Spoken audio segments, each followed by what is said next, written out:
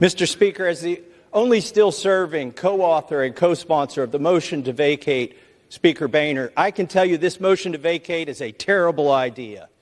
As the only member who's serving here who took every chance to vote against Speaker Boehner and to vote against Speaker Ryan, I can tell you that this chamber has been run better, more conservatively, and more transparently under Mr. McCarthy than any other speaker that I have served under.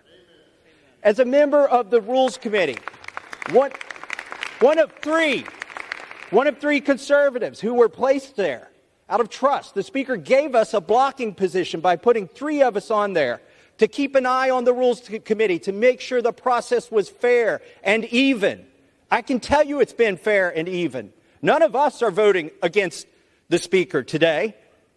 Regular order is at odds with predetermined outcomes. Yet the Speaker is being accused of not holding to regular order and predetermined outcomes at the same time. It is not possible. You cannot be for both at the same time.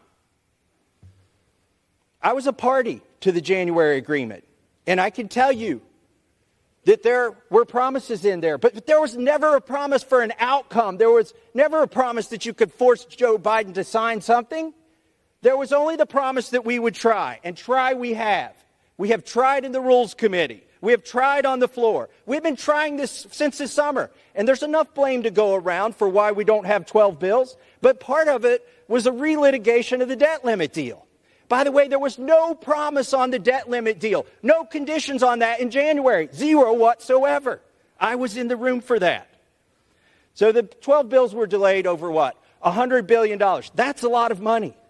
But it's nothing compared to the $2 trillion that I came here to object to when Speaker Pelosi and President Trump pushed that bill through. We've had over 500 amendments. Listen, this is a referendum on this institution. We have tried regular order. Speaker McCarthy has tried regular order. If regular order fails today, if you vacate the Speaker, nobody is going to try it again. Gentleman's time has expired. This institution will fail. Please do not vacate the Speaker.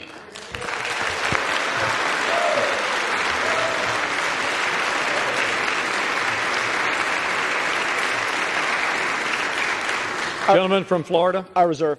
Gentleman from Florida reserves his time. Gentleman from Oklahoma, Mr. Cole. Thank you very much, Mr. Speaker. I yield 2 minutes to my very good friend from California, Mr. McClintock. Gentleman from California, Mr. McClintock, is recognized for 2 minutes. Mr. Speaker, if there was ever a time for sobriety, wisdom, and caution in this House, it is right now.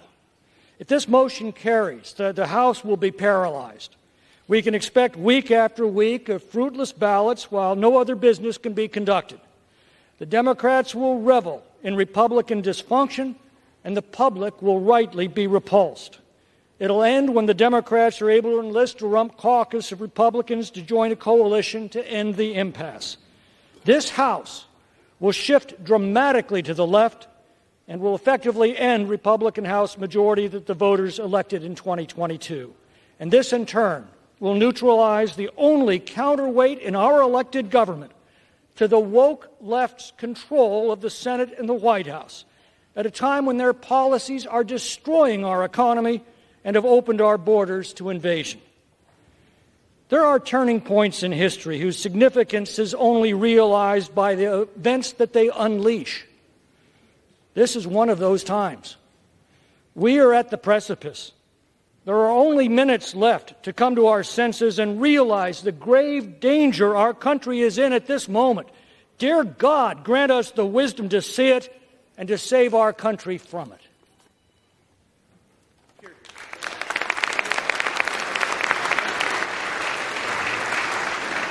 Gentleman from Florida. Mr. Speaker, there is nothing sober, wise, or cautious about the path we are on. We are on a path to financial ruin if this House does not take a different posture, a different procedure, and yield toward different outcomes and a better future. I reserve.